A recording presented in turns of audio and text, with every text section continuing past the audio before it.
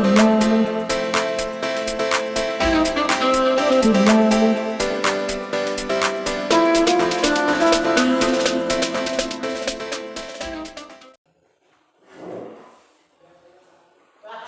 warahmatullahi wabarakatuh. Buat ini. Waalaikumsalam Bu Rita. Apa kabarnya hari ini buat? Alhamdulillah sehat. Sehat ya. Oke. Ini sebelum kita mulai observasi atau supervisi besok. Jadi pada hari ini kita akan melakukan yang namanya pra observasi. Jadi di sini saya ingin tanya-tanya tentang buat ini masalah atau terkait pembelajaran di kelas buat ini, gitu ya Bu. Jadi nanti ada 3 yang kita lakukan, ada pra observasi sekarang ini, kemudian observasinya besok, kemudian pasca observasi, gitu ya. Oke, sebelum saya mulai, kira-kira besok buat ini untuk supervisi akan melakukan atau di kelas berapa? Besok itu saya yang pertama di kelas 10 TPS. Kelas 10 TPS. Tentunya sekolah kita kan sering yang melakukan supervisi. Ya, selama ini perasaan buat ini gimana di saat diadakan supervisi tersebut? Pada saat jujur ya Bu Rita, saya pada saat diadakan supervisi ya ada senangnya, ada takutnya. Di sisi lain merasa takut karena saya di supervisi. Soalnya saya dulu sebelum kesini saya sekolah di SMA swasta, guru DPK itu tidak pernah ada supervisi. Setelah pindah ke sini, tiba-tiba ada supervisi dari tahun ke tahun. Dari itu perasaan saya merasa takut gimana ya nanti kalau saya tidak bisa. Di sisi lain ada senangnya, ada bahagianya karena dari situ mungkin saya bisa mengambil hikmahnya dari kekurangan yang ada pada diri saya itu mungkin nanti bisa diperbaiki. Ada susah, ada takut, ada senang. Nah, saya tertarik sama takutnya nih. Karena takutnya itu takut di bagian apanya nih? Pada saat nanti penyampaian materi, takutnya itu ada kesalahan, ada kekurangan dari pada saat saya melakukan kegiatan belajar mengajar dengan murid nanti pas tiba-tiba sama supervisornya tiba-tiba saya langsung ditegur, ibu seharusnya ibu begini. Dari situ saya bingung, merasa kecil hati, merasa tidak enak. Tapi di sisi lain saya merasa senang karena ditegur juga mengenai kekurangan yang ada pada diri saya. Itu takutnya. Selama ini yang terjadi saat di supervisi buat ini gimana? Apakah ada peneguran di tengah pembelajaran atau gimana? Pada saat selama ini saya setelah disupervisi di sekolah sini ada peneguran tidaknya itu insya Allah alhamdulillah tidak ada, lancar-lancar saja. Mungkin itu rasa khawatir saya saja ya Bu Rita. Oke. Terus terkait supervisi besok nih, kira-kira apa nih yang mau buat ini fokuskan atau ingin kembangkan dari sebelum-sebelumnya? Pada saat supervisi besok yang akan saya kembangkan yaitu mengenai tentunya satu penguasaan materi. Karena sebelum masuk kelas tentunya saya harus ada bekal terlebih dahulu. Sebelum pembelajaran dimulai, saya terlebih dahulu harus menguasai materi apa saja yang akan diberikan pada murid. Biar nanti pada saat proses pembelajaran berjalan tidak putus di tengah jalan dikarenakan karena saya yang mau saya terangkan, saya harus mengambil konsep dari itu saya tidak mau. Jadi tentunya satu adalah penguasaan materi, yang kedua adalah kalau sudah materi dikuasai ya dua tentunya bisa menguasai kelas, pengelolaan kelas gitu ya. Pengelolaan kelas. Oke. Sebelum kita bicara lebih jauh nih, dari omongan kita hari ini kira-kira tujuan apa yang ingin buat ini capai? Jadi dengan ngobrol-ngobrol ini buat ini pengen dapat apa gitu? Dari diri saya sendiri apa dari murid? Dari buat ini. Tujuan setelah adanya supervisi sekarang ini ngobrol sekarang ini tentunya saya ingin mendapatkan satu ilmu yang dari berita yang akan berita sampaikan kepada saya, dimana ilmu itu sangat bermanfaat sekali, sangat membangun bagi saya untuk kedepannya. Yang kedua, dari ilmu yang saya dapat tentunya saya ingin mengembangkan untuk besok ke murid pada saat KBM berlangsung. Itu tujuan saya. Oke. Selama ini terkait penguasaan materi ya, kira-kira apa yang sudah Bu Artini lakukan sehingga di kelas itu Bu Artini merasa sudah pede, saya sudah siap, sudah matang gitu? Pada saat saya lakukan di kelas, karena saya sudah siap semuanya ya tentang materi yang ada, ya saya biasa-biasa saja. Karena mengapa saya menganggap seperti itu? Karena materi sudah ada yang enteng bagi saya untuk menguasai siswa, untuk bisa mengelola siswa itu. Jadi saya dengan santainya pada saat kegiatan berlangsung. Tapi di sisi lain, kalau saya tidak menguasai itu pada saat KBR berlangsung, saya jadi kewalahan Gurita, jadi bingung, takut sewaktu-waktu anak-anak itu tiba-tiba bertanya, Bu, saya mau ini, saya itu, kenapa kok bisa terjadi begini? Nah dari situ saya bisa saya mau jawab apa? Nah dari situ saya ada rasa malu, kecewa, takut, marah pada diri saya sendiri. Itu perasaan saya. Jadi saya harus betul-betul bisa mengembangkan kemampuan diri saya, dan juga saya harus bisa mengembangkan kemampuan siswa juga. Untuk mengembangkan diri itu kira-kira yang Bu Artini lakukan apa aja? Misalnya membaca buku atau apa? Bagi saya untuk mengembangkan diri, karena sekarang zaman sudah canggih, ya satunya tentunya membaca buku yang buku-buku paket, buku penunjang yang lain yang ada di perpu, dan juga bisa membaca bisa melalui media elektronik seperti membaca di HP, entah itu bacaan apa saja, bisa berupa dialog, bisa berupa cerpen, novel, puisi, dan lain-lain, atau informasi yang lain. Gitu. Selama ini sudah sangat membantu itu ya? Sangat, kedua-duanya, baik media cetak maupun elektronik. Terus respon siswa gimana?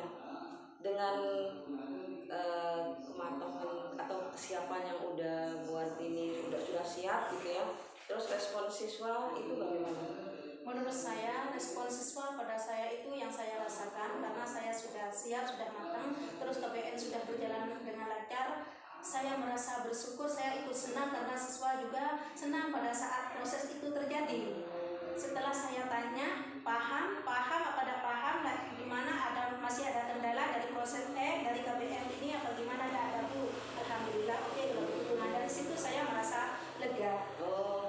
Berarti kalau Bu Artini siap, berarti anak-anak juga akan mendapat hasil yang maksimal gitu ya? Pastinya ya, ikut siap lah. Itu semua tergantung dari guru, dari yang membawa. Kalau yang membawa sekiranya enak, insya Allah yang ikut juga enak. Oke, betul. Jadi kalau Bu Artini merasa nggak siap, otomatis kan kelas juga nggak akan bisa jalan maksimal gitu ya. Jadi makanya Bu Artini tadi sudah berusaha untuk mengembangkan diri dengan membaca gitu ya, dari sumber manapun, akhirnya bisa siap dan bisa memberikan yang maksimal juga ke siswa, sehingga siswa juga bisa mendapatkan hasil yang maksimal juga gitu ya, dan bisa mengikuti pelajaran dengan baik. Oke. Ini untuk masalah pengembangan diri ini sudah berapa lama Bu Artini lakukan? Sudah cukup lama? Sejak saya pindah ke sini ya kurang lebih sekitar 4 tahunan. Berarti tiap berapa hari atau tiap berapa minggu gitu baca-baca atau apa? Aku baca-baca, berhubung saya penunggu perpus, penjaga perpus ya, sepertinya tiap hari lah buka buku, walaupun itu buku apa tidak tahu. Tapi ada hikmahnya ya? Ada hikmahnya. Kalau anak-anak sendiri untuk perpus itu baca-baca ya, kadang ya baca buku yang ada di perpus, kadang buka yang ada di HP. Jangan salah kaprah berita, sebenarnya di HP itu bisa kalau dijadikan literasi juga, bisa dijadikan sumber itu media elektronik. Tapi sekarang itu sepertinya guru-guru menyalahgunakan dari HP yang dipegang anak. Anak jangan dikasih pegang HP, karena HP itu banyak mudaratnya, nggak usah. Kalau menurut saya pribadi, kok gitu sih? Kadang zaman sekarang itu media cetak tidak digunakan tapi beralih ke media elektronik. Itu tergantung penggunaannya, tergantung anaknya sendiri mau menggunakan seperti apa HP itu. Udah cuma teknologi kita harus ngikutin. Iya, harus ngikutin. Ya, jadi buat apa punya buku banyak kalau anak males untuk baca itu. Sedangkan sekarang anak rata-rata mulai dari kecil sampai besar itu semuanya pegang HP, yang dibaca adalah HP, entah itu yang dibaca mengenai cerita-cerita atau mengenai informasi yang lain, itu sama dengan literasi sebenarnya membaca. Iya betul. Tinggal gimana guru bisa menuntun siswa yang benar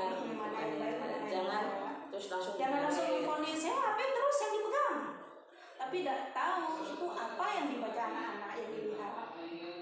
Oke. Untuk aspek yang dikembangkan tadi udah disampaikan oleh buat ini tentang bacaan materi dan pengelolaan kelas gitu ya. Dan sudah dikasih tipsnya dengan cara membaca buku gitu ya. Oke. Saya selanjutnya mau bicara tentang supervisi besok. Kira-kira di situ yang akan dibahas materi apa, Bu? Materi teks negosiasi. Negosiasi. Untuk RPP-nya udah siap ya? Alhamdulillah sudah. Nanti besok disiapkan ya, biar saya cepat Siap. cek. Insya Allah siap. Menggunakan model pembelajaran apa? Model pembelajaran di sini ya satu adalah ceramah, tanya jawab, dan pendekatan sama siswa. Ada apa? Apa sih alat bantu yang digunakan? Ada menggunakan alat peraga seperti Iya, alat peraga. Sudah siap ya untuk besok ya? siap insya Allah. Oke, terima kasih buat ini. Semoga apa yang disampaikan pada hari ini tujuannya buat ini untuk bisa lebih penguasaan lebih siap dan mengelola kelas juga lebih bagus. Semoga dalam masa depan kita bisa menghasilkan sesuai dengan tujuan buat ini sehingga bisa sehingga bisa diterapkan besok saat Terima kasih supervisi kita. gitu ya. Semoga bisa ya. Terima kasih buat ini. Assalamualaikum warahmatullahi wabarakatuh. Waalaikumsalam. Assalamualaikum warahmatullahi wabarakatuh. Waalaikumsalam warahmatullahi wabarakatuh. Selamat pagi semuanya. Selamat pagi. Gimana kabarnya hari ini? Alhamdulillah baik. Gimana pasannya juga? Lancar. Alhamdulillah semangat ya. Apanya yang bawa ikut? Ruangannya.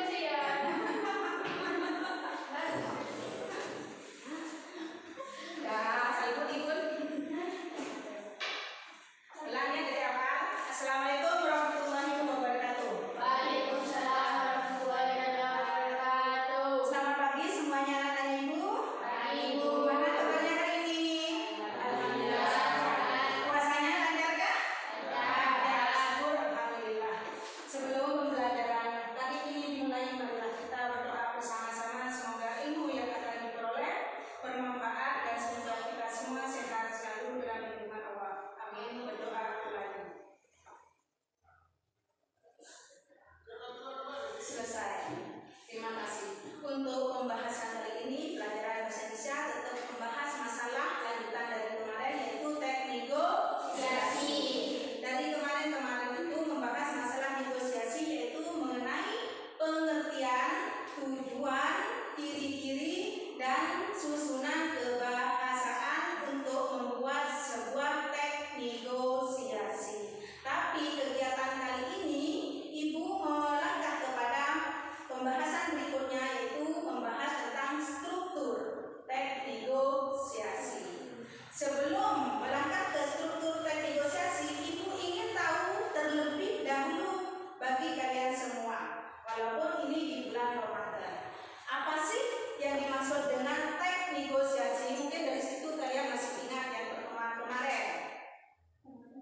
Teks atau tulisan yang berisi kesepakatan di antara kedua belah pihak. Teks atau isi tulisan yang berisi kesepakatan yang dilakukan oleh kedua belah pihak. Mungkin yang lain ada pendapat, silakan bisa ditambah. Selain kesepakatan yang dilakukan oleh kedua belah pihak, isi dari negosiasi itu sendiri apa lagi? Salah satu cara untuk mengkompromikan permasalahan dan mendapatkan kesepakatan. Salah satu cara untuk membuat kesepakatan bersama atau mengkompromikan dari masalah-masalah yang ada. Mungkin tambahan dari yang lain. Selain itu nanti dirangkum. Apa?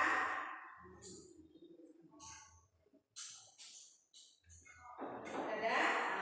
Baik, itu disimpulkan dari pendapatnya Mbak Indah dengan Mas Komiti, bahwa dari teks negosiasi itu setelah disimpulkan, yaitu suatu kesepakatan yang dilakukan oleh kedua belah pihak, antara pihak pertama dengan pihak kedua, yang di dalamnya terdapat istilah tawar menawar, pinjam meminjam, sewa menyewa dari barang yang akan disepakati.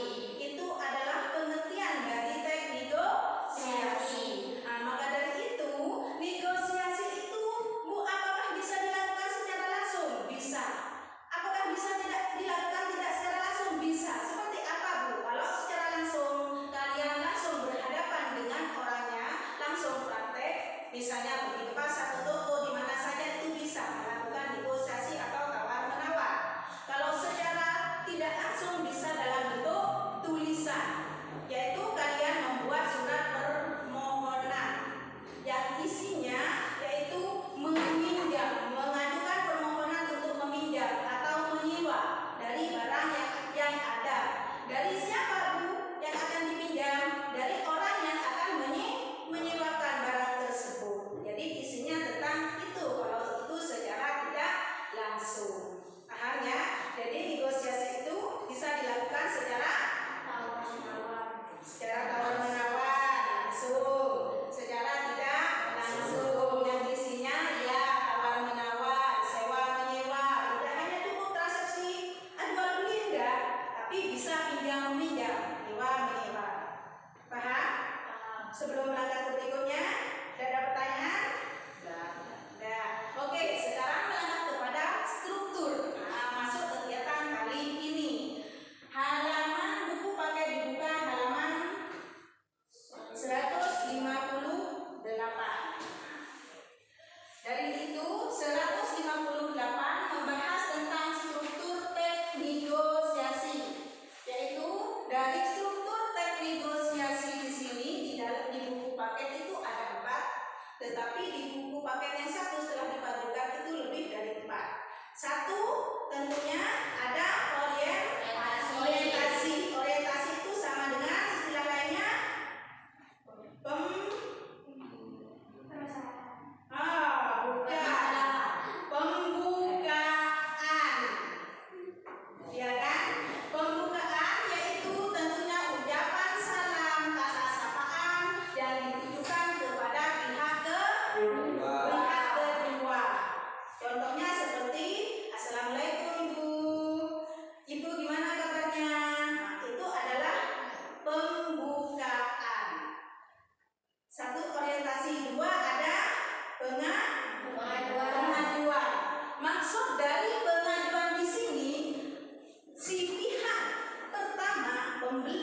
peminjam penyewa mengajukan permohonan kepada pihak kedua untuk berdasarkan barang yang ada untuk disepakati untuk dijual, dijadikan transaksi jual beli atau sewa menyewa. Ya, contohnya seperti apa, Bu? Misalnya kalau Ibu pergi ke pasar melihat sesuatu, ada baju bagus cantik di atas. Pak, Assalamualaikum. Waalaikumsalam, Bu. Bapak, maaf, boleh nggak lihat baju itu? Kira-kira baju itu berapa ya, Pak?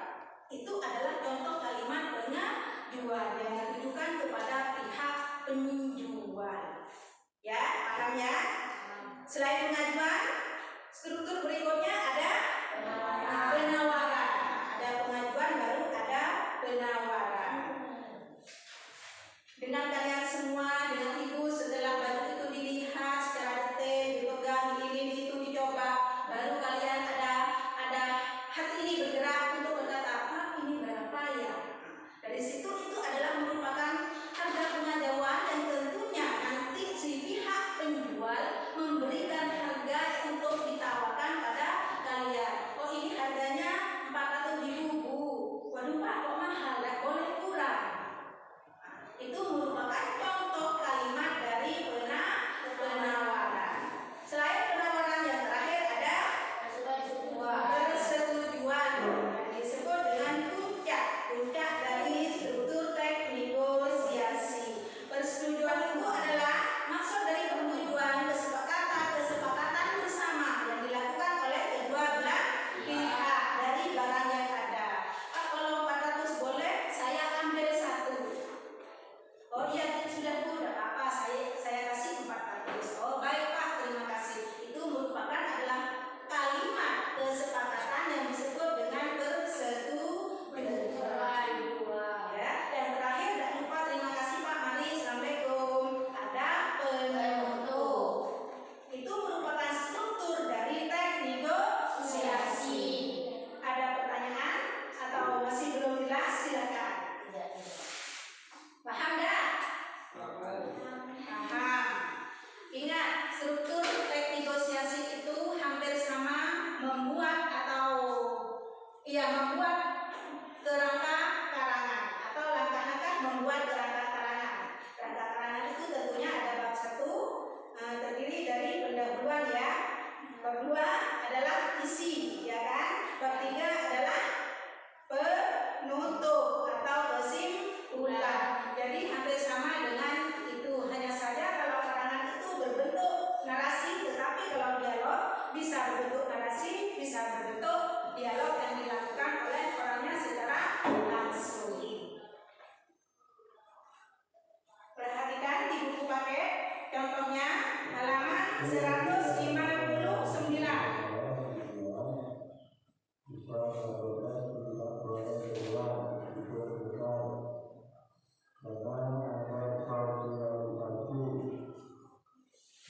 Halaman 159, contoh jualan tas antik itu adalah contoh teks negosiasi yang ada di buku paket. Nah, di sini sudah ditentukan ada struktur teks negosiasinya dan ada contoh teks negosiasinya. Mulai dari 1. Di sini penjual sampai pembeli dan penjual merupakan contoh orientasi.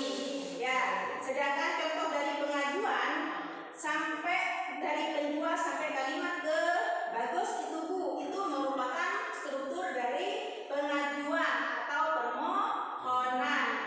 Yang terakhir ada penawaran. Nah, selain penawaran juga keempat diikuti oleh persetujuan, terakhir penutup. Itu sudah jelas sekali. Nah, isi dari ini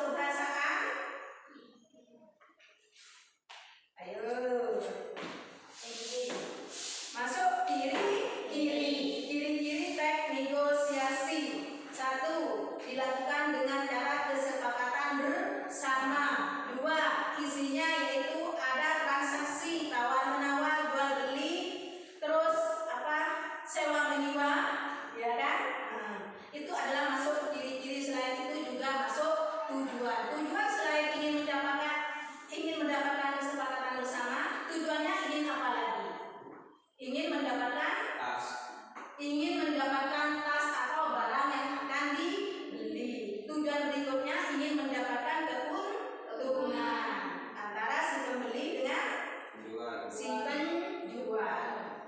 Nah, dari sini sudah paham atau belum? Paham. Nah, sekarang Ibu ada ini untuk mencocokkan dari teks negosiasi. Teks negosiasi ini susunannya masih ada. Ibu minta pada kalian untuk mencocokkan berdasarkan urutan kalimat yang benar, ya. Setelah itu, setelah dicocokkan, baru kalian bisa menentukan struktur dari teks ini. Apa mana yang masuk orientasi, mana yang masuk pemenuhan, ya. Paham? Paham. Nah, dulu.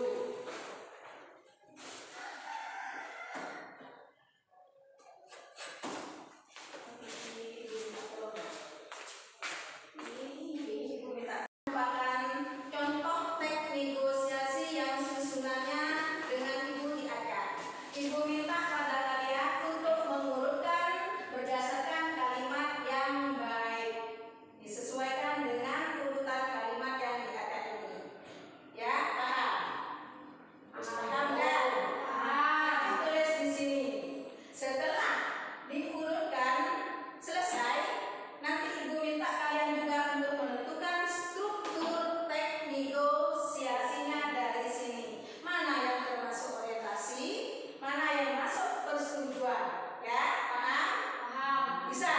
Ya. Langsung sekarang pahami dulu, setelah itu maju ke depan. Satu-satu kena semua ini.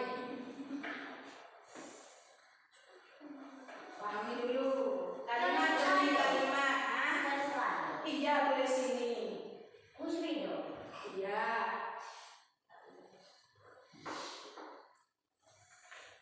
Ayonya. Kelihatan kan dari belakang?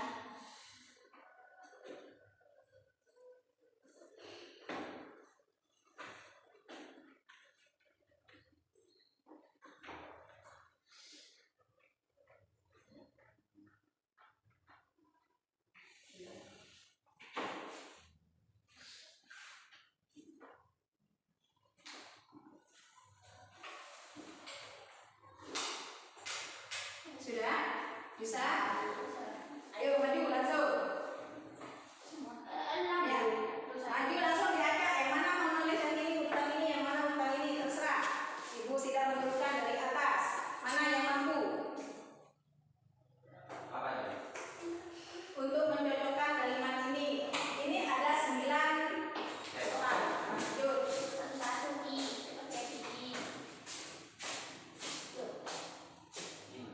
Iya, bukunya, ya, berarti,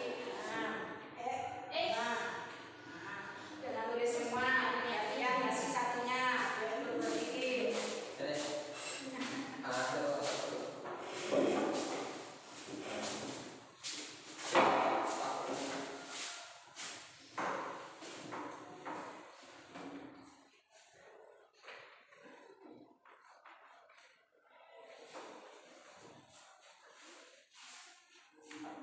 Lanjut.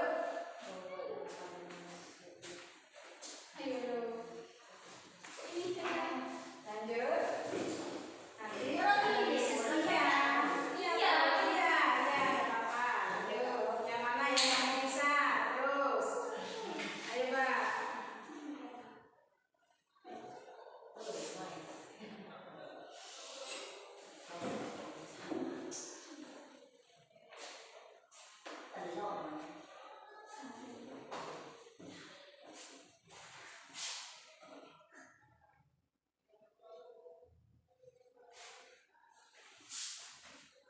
Lanjut.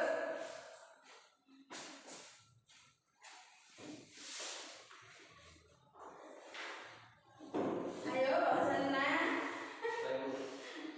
Jangan, kasih kesempatan dulu bagi yang lain.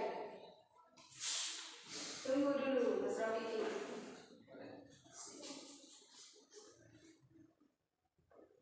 5, 6, 1, 2, 9, 8. Berarti sisa 3. Ayo. Maju.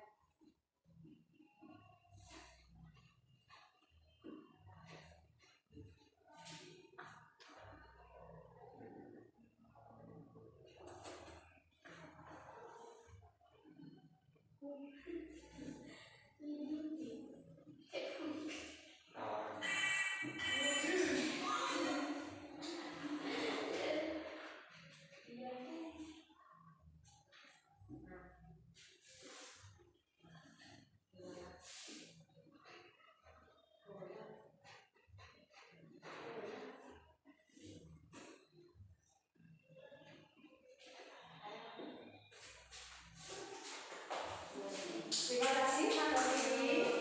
Mari kita dianalisis bersama mengenai strukturnya. 5 dan 6 masuk urutan 1 ke 2, yaitu masuk orientasi. Benar tidak? Benar. Benar. Merupakan ucapan salah atau pembukaan. Yang 1, 2 itu Pak setelah dulu nanti saya ingin sekolah di SMA. Sampai berapa di SMA? Ini masuk benar. Benar tidak? Benar. Yang berikutnya 8, 9. Begini nak, di SK itu lulusannya bisa langsung masuk di dunia kerja. Alasannya apa Pak? Kenapa Bapak ingin supaya saya lanjutkan di SK? Ini masuk penawaran. Penawaran apa masuk pemenuhan? Pemenuhan. Nah, pemenuhan dengan pengajar itu sama enggak? Sama. Jadi pemenuhan itu masuk ke pengajuan. Jadi ini tetap benar sudah masuk penawaran. Nah, persetujuan yaitu nomor 7. Jadi gampang dapat kerja ya Pak. Kalau gitu iya deh. Nah, ini adalah masuk persetujuan. Sedangkan yang 3, baguslah kalau kamu setuju. Nah, juga masuk persetujuan. Yang terakhir apa? 4. Siapa? Terima kasih atas semua sarannya. Masuk penutup apa masuk persetujuan? Masuk penutup. Nah, diingat, si penutup itu tidak hanya diikuti oleh ucapan salam, tapi ucapan rasa syukur, ucapan sapaan dan salam. Jadi terima kasih. Baik Pak. Mari Pak. Nah, ya, ini adalah mengenai struktur orientasi. Itu sekian pembahasan dari Ibu mengenai struktur teknik negosiasi. Ibu ucapkan terima kasih bagi kalian. Semoga ilmunya